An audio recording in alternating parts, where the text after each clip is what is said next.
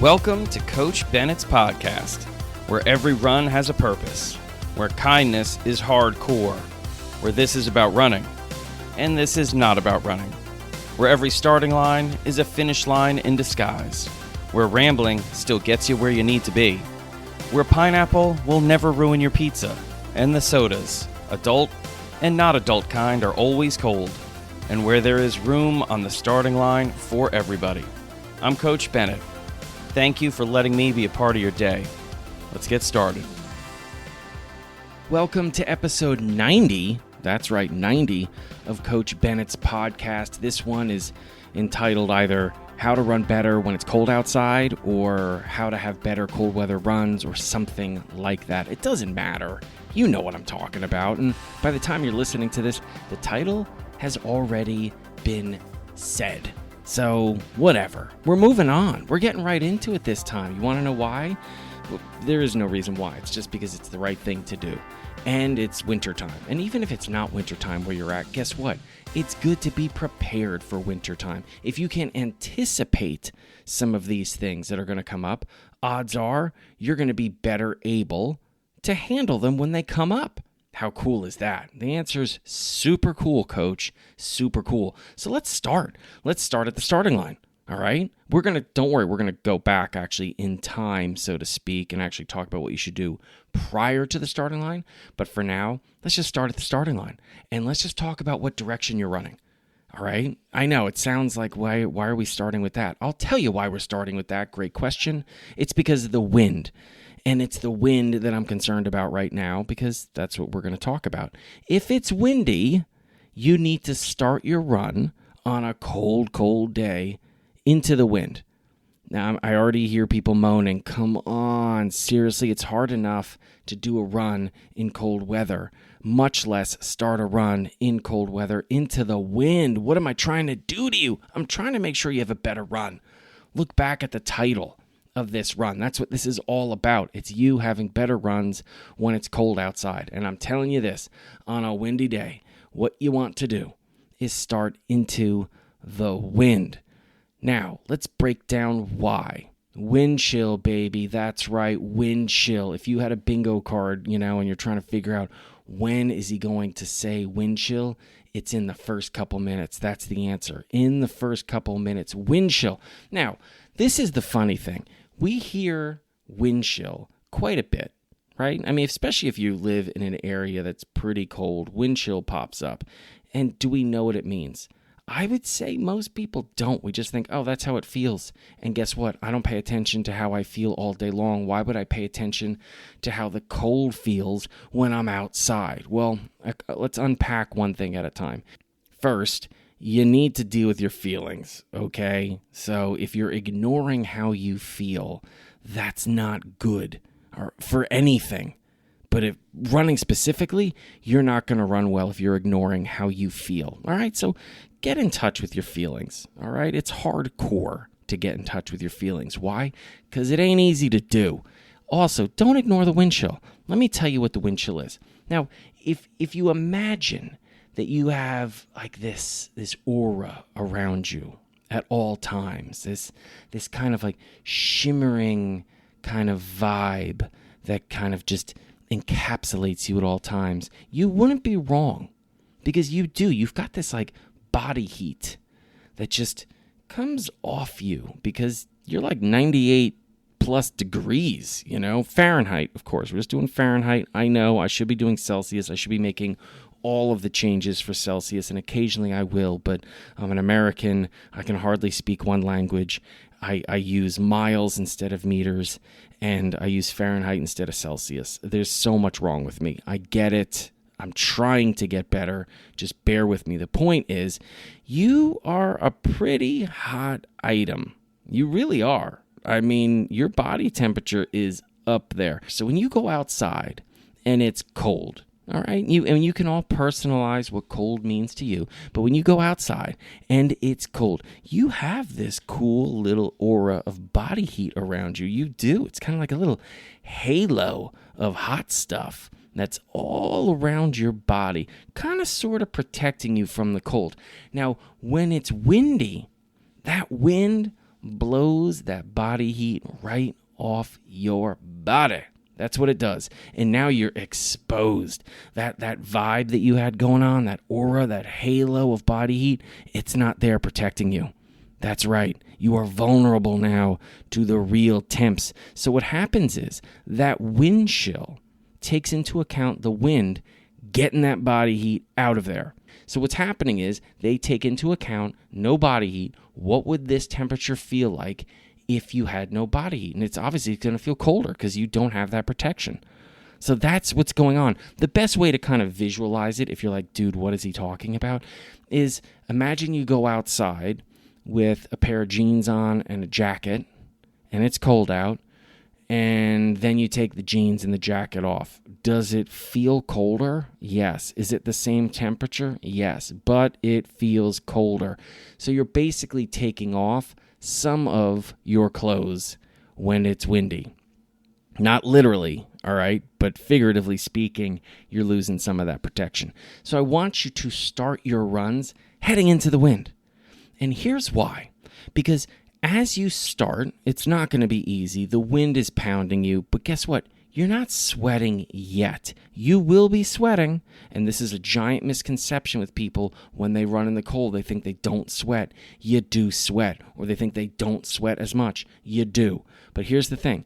When you're heading into the wind, yes, it's going to be more difficult. Yes, it's going to feel pretty cold because you have the wind hitting you in the face and the chest. But guess what? That's where I want the wind to be hitting you early in the run.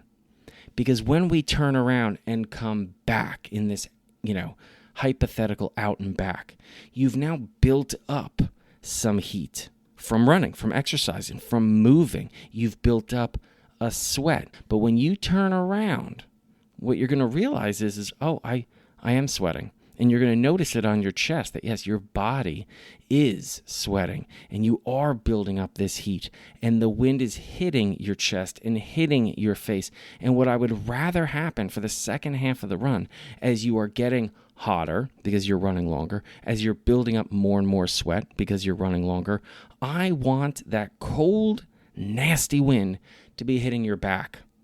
I don't want it to be hitting your chest, because you know what your chest is? Your chest is the last line of defense for your engine.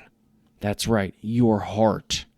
And I want that protected as much as possible. I want that as much as possible out of the extreme temperatures. And I'll tell you what, since you're running with the wind at your back on the way back, your chest is, in fact, out of the wind chill. Because the wind isn't hitting your chest, it's hitting your back. So what I want you to do is take advantage of the direction you're running when you start a run. Now, all of this assumes you have paid attention to the weather. You've paid attention to the temperatures. You've paid attention to whether or not it's windy, and therefore you're paying attention to the wind chill. So I want you to do your due diligence. I want you to plan.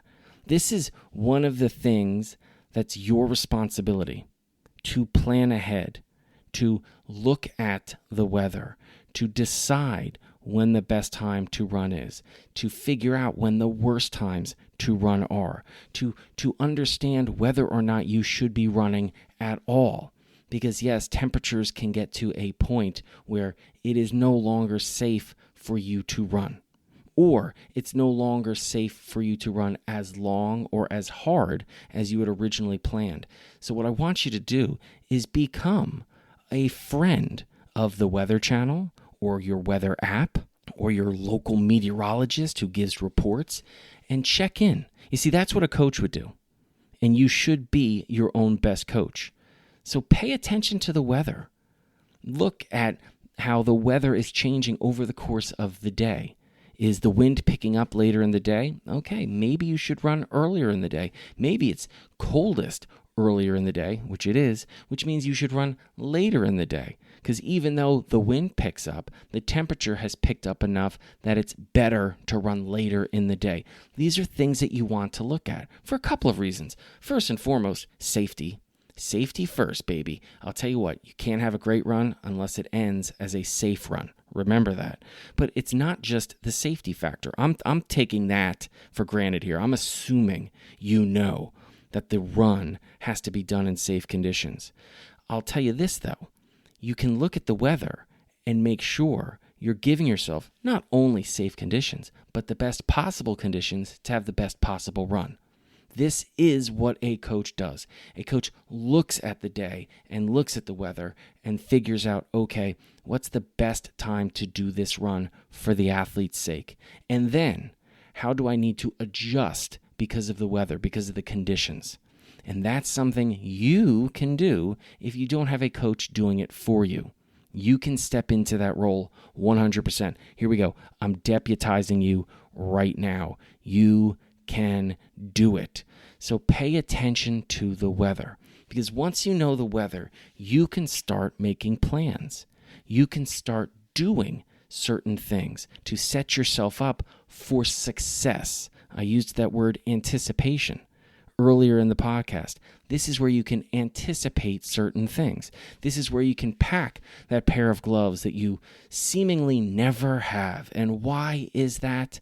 Well, it's because you never plan ahead. You don't anticipate that you need a pair of gloves. And where's the hat that you should be wearing to cover your head and cover your ears? Oddly enough, you didn't pack that again. Why? Because you didn't anticipate the fact that you would need it. So let's stay here before the starting line and let's talk about what exactly you do need to wear. And I'm going to start by the most important places, because I think if you can cover those, then everything else is icing on the cake. And it's your extremities. That's right. It's your hands. It's your head. It's your feet. Does your head count as an extremity? I don't even know. I think it does. I mean, it's extended out of, the torso, so I'm going to say it is. But your feet, your hands, your head, you want those covered really well. So for those of you that like to go sockless, I would just say keep your socks on during the winter, during those cold runs, all right? I would just highly recommend that. Also, I'm a sock guy. Coach Tammy, Coach Bennett, the grader, she is not a sock fan, but I will tell you this, your shoes smell way better if you're a consistent sock wearer. Just throwing that out there. Has nothing to do with a cold run, hot run, mild run, wet run, it doesn't matter. You wear those socks, those shoes ain't gonna reek, okay? Just speaking from experience. All right, so what you're gonna wanna do is wear gloves. I like to call them mittens, but some people like to wear different types. So some people have the fingers. Some people have, what are the ones called that have, no fingers? And I don't know why I'm not thinking of the right answer, but you know what I'm talking about. Some people swear by those because they get to keep their actual fingers together. I personally like gloves or mittens, all right? But you're going to want that because you lose a significant amount of heat through your hands. Just think about going to sleep on like a cold night. What areas do you like having underneath the blankets? You kind of curl up and get in the fetal position. One, because you're protecting your chest. But two, because you don't want your feet cold. Isn't that the worst when they kind of like slip out from underneath the covers and you're like, oh my goodness, and you bring them back in. But you also sometimes will bring your hands, real close to your body, or you'll put them between your knees because you want your hands warm as well. And that's what you want to be thinking about when you're packing for a cold run. I want to keep my feet, socks, my hands, mittens, and my head, snow hat, whatever you want to call it, toboggan, running hat, okay? But something that's going to cover your ears. Now, here's the thing. People think any hat will do. Well, a hat's better than no hat. But I will say this. There are running specific hats for cold weather runs that will do a better job than like an old school hat with a pom-pom on top. Even though I'm partial to those, I also, hear me out, I also understand that a hat that's made specifically for running will do a better job wicking the sweat away from my head to the outside of the hat, which is ideal. It's absolutely ideal. Why? Because you don't want your head to be wet when you're running in cold weather. Captain Obvious moment. Keep in mind, this guy, the one talking to you, likes hats with pom-poms on them. So there we go. I know it's not a fashion show, but if it was, I'd probably win. Are there winners at fashion shows? You see, I probably wouldn't win because there probably are no winners. Maybe everybody's a winner at a fashion show, although I've seen a couple of fashion shows where it looks like everybody's a loser. But the point here is that you want to cover your head. You want to cover your hands, and yes, you want to wear some socks, all right? Now let's talk about some of the other stuff you need to wear, and I'm going to start with, again, protecting your engine. You're going to want layers if it's cold for a couple reasons. One, you're going to want to stay warm. I didn't say hot, I said warm, and by warm, I mean warm and comfortable, not warm and uncomfortable, all right? But you also want to protect your chest. Your chest has that thing inside of it called your heart. It's pretty important. And what you don't want to do is be working harder than you need to because it's so cold and you're not warm enough. So your body is also fighting to stay warm as well as do a run. But you also don't want the run to be harder than it needs to, or put yourself in a position where you're working harder than you should. Those are two things that are just silly. Why would you do that? You want to be comfortable, and you want to do the right effort for the run you're doing. It makes no sense to put yourself in a position where you're working harder than you need to. This isn't some type of grind fest. You don't measure how hardcore you are by how hard you work when you're not supposed to be working that hard. Okay? You're just doing the wrong run. So if you're going out and doing an easy run and you are not warm enough, meaning you're cold, your body is not only going to be powering the run, it's also going to be powering the internal furnace to maintain a level of warmth, body temperature, so you can be safe. So you got a lot of work that you're taking on when just let what you're wearing, the apparel you're wearing, help. And when it helps, it means you have to do less work.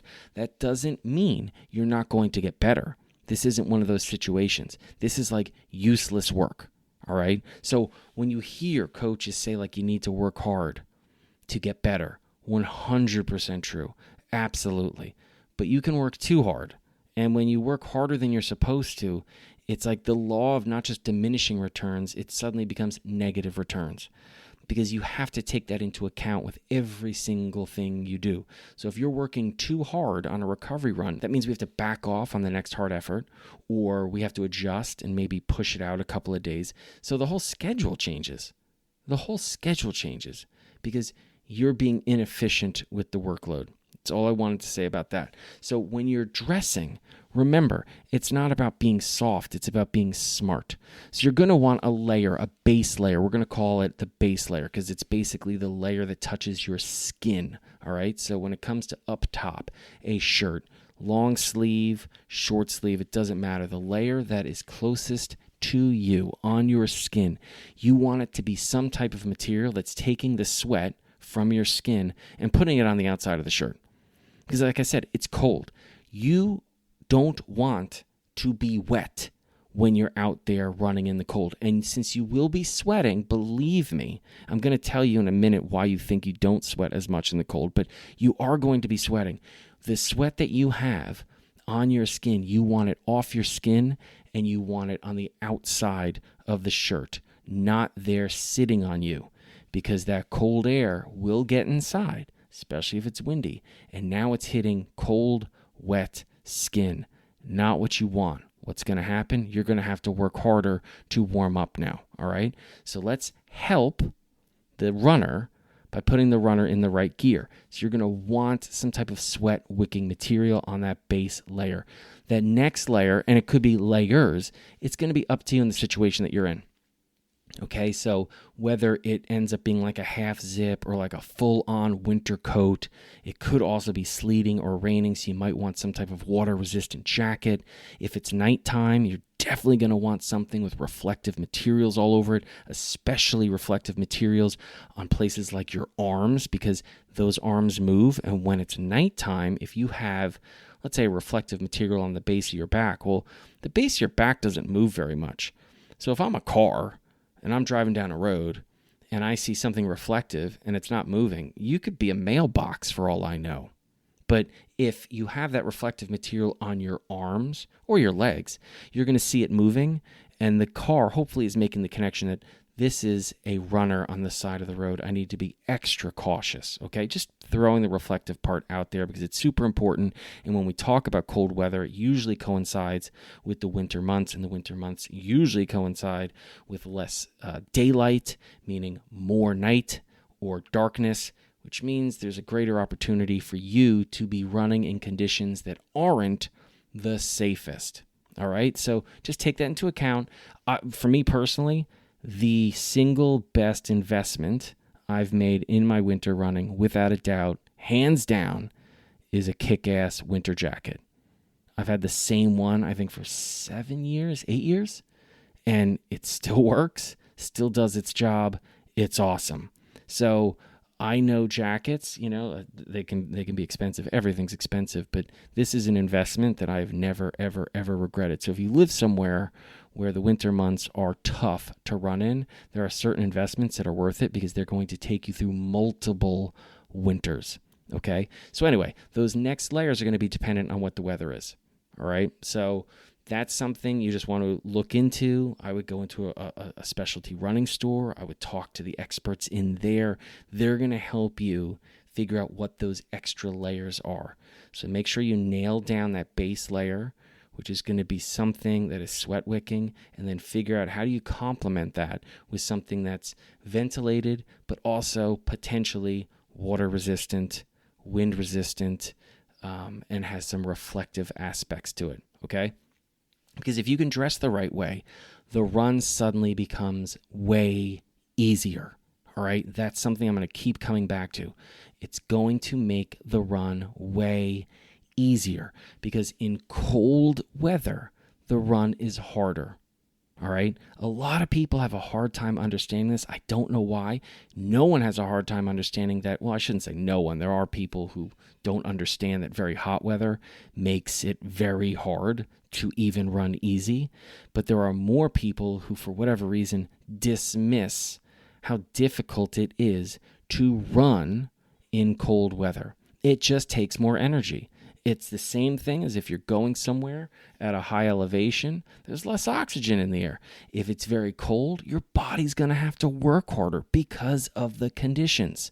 So take that into account, that when you're putting together what you're going to wear for the run, all right? A lot of people are like, oh, it's so tedious. You got to wear all this stuff. Remember, what you're doing is making the run easier or less hard, depending on how you want to look at it, okay? Everyone loves to have their own spin on it, you know what I mean? I've talked about how some people, realize that every run the goal is to get better, and other people, they just want to suck less. It means the same thing. Obviously, I think it's a little bit more positive and a little bit closer to the truth of what we're doing by getting better as opposed to suck less. So when it comes to cold running or hot running or running at elevation or running in humidity, remember what you're doing is hopefully setting yourself up with what you're wearing and how you're going about the run and what time of day you're running in the hopes of making what's a hard run because of the conditions easier, closer to the spirit of what you would do if the weather was not an issue, right? I mean, that's what you're trying to do. When you're running in cold weather, the goal is, how can I set this up so it's as close to a run when the weather is mild and there's, little to no wind and everything is more or less comfortable. That's what you're trying to do. How can I recreate a comfortable environment? And so much of that is going to be wearing the right gear. For me, I tend to wear track pants, by the way. A lot of people want to know about what you're wearing down below, which is kind of looser fitting than tights. Tights are great too. So what you also want to do is have something for your lower body to keep those legs warm. They're going to be moving, and it's very easy to get into a run and after about 10 minutes think, all right, my legs are totally fine. Again, this isn't about being totally fine or feeling totally fine. It's about legitimately having the best possible run you can. Keeping your legs warm is going to aid you in that purpose. So look into tights, look into track pants, and depending on where you live, remember, certain things are more important than others. I live in the Pacific Northwest, so having water-resistant pants that I can wear during the winter is super important because guess what? I'm pretty much running in the rain every single day. It doesn't get crazy cold here too often. So I'm not as focused on wearing a pair of pants that are going to aid me in conditions where it's well below freezing. Now, occasionally it gets that way, and I can obviously go out and I can run and get away with running in the pants I have. But if I was living in a place where the conditions are far colder than they are in the Pacific Northwest, I'd have a different pair of pants that I would normally run, or I'd at least have a second pair of winter running pants. So again, think about what you're investing in based on where you are, where your running's going to be, what the athlete you are needs to have better runs. And now I've been talking a number of times about the fact that you're going to sweat. And you may be thinking, geez, he's getting pretty redundant. He's told us that we're going to sweat over and over and over again. But this is actually really important when it comes to cold weather, because athletes think they don't sweat as much in the cold weather. One thing to remember is that the air in cold temperatures is usually drier than the air in warm temperatures. Okay, there's usually less humidity in the air on a very cold day, and as a result, that air is drying the sweat on your body faster than it would in, let's say, humid conditions. As a result, when you finish your run, you're like, I didn't sweat that much. You did. You did. It just evaporated quicker because of the conditions you're in. It's like thinking about going for a run somewhere where it's humid, and you finish and you're just drenched, right? The humidity has not allowed the sweat on your arms and your legs and your chest and your face to evaporate. It just kind of sits there, which is why it gets dangerous and you can overheat. But when you finish a run in humid weather, you think, oh my goodness, I just sweat so much. So you make the connection. You think, I've got to drink some water. But now if you were going to do that run, same temperatures but not humid, in let's say somewhere where it's hot but dry, you're going to finish the run, and guess what? You're not going to be covered in sweat. But here's the thing. You're hot, and your mind is thinking, I need to cool off. And one way I can cool off is by drinking some water. Now here's the rub. Your body is amazing. It really is. It is a brilliant miracle of a machine.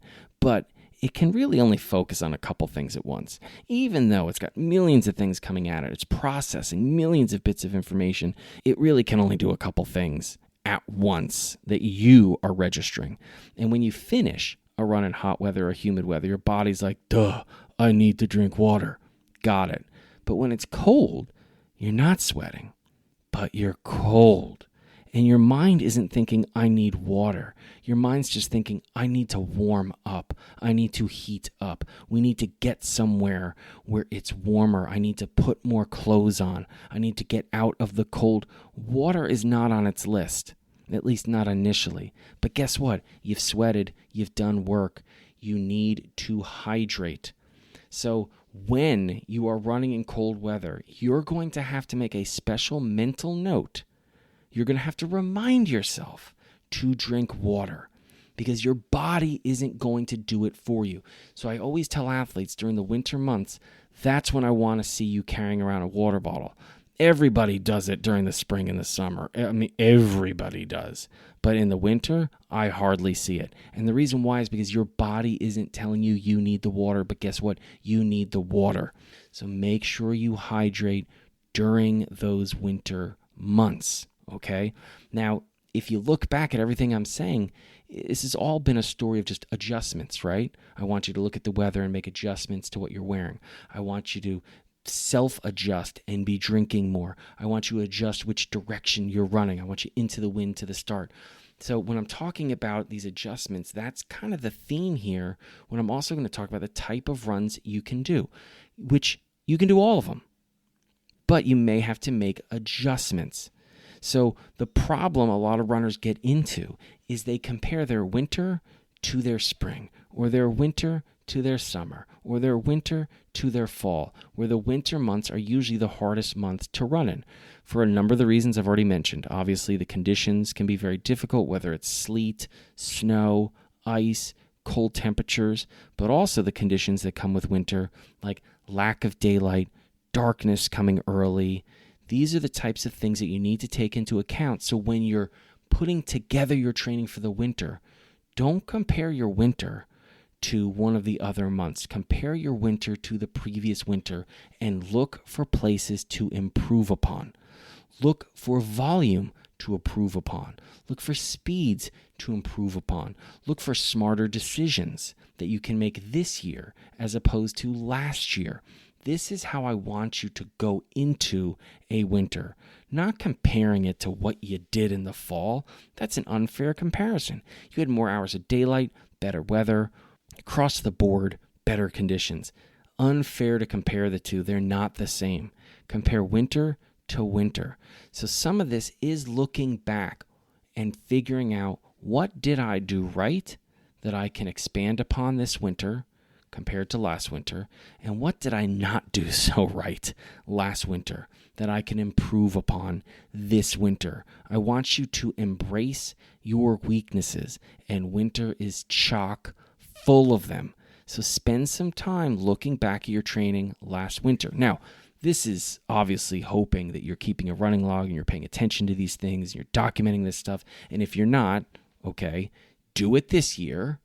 And 2, spend some time thinking back to last year and write down what you can remember about last year, the good and the not so good. This is how you can become a better athlete. You have so much earned wisdom every single day of your life that you forget about because you don't document it. Document it. Keep a running journal. Keep a diary. Pay attention, okay? Because if you can do that, you can take advantage of the attention that you gave now. How cool is that? I think I worded that the right way. Maybe I didn't. The point is, I'm just going to kind of rephrase it because now I'm thinking back like, maybe that didn't make sense. Pay attention to what you've done in the past so you can take advantage of it in the present. That's it. That's a good one. Oh, baby. And then that's going to set you up for an even better future. Oh, don't you love when it all comes together? Anyway, there you go. So these are some of the basics, all right, for cold weather running.